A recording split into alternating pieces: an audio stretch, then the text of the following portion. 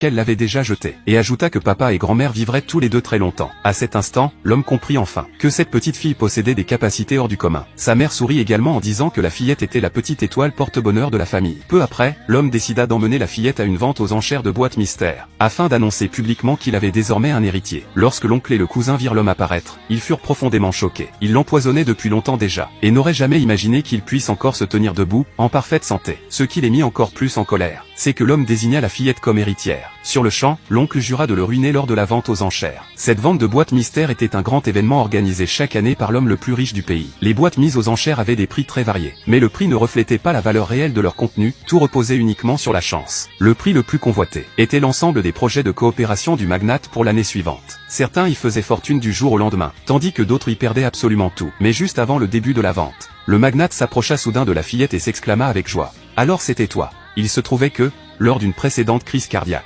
c'était précisément la fillette qui l'avait soutenue. Depuis ce jour, ses problèmes cardiaques s'étaient étonnamment atténués. Pour la remercier de lui avoir sauvé la vie, le magnate décida de lui offrir gratuitement une boîte mystère. Tous les invités présents la regardaient avec envie, affirmant que, s'ils étaient à sa place, ils choisiraient sans hésiter la plus chère. Mais la fillette refusa poliment, disant qu'elle ne pouvait pas accepter un cadeau aussi facilement. L'homme lui sourit et lui dit « Dis à papa laquelle tu aimes, papa te l'achètera ». C'est alors que la fillette demanda avec curiosité pourquoi certaines boîtes étaient dorées, alors que d'autres étaient noires.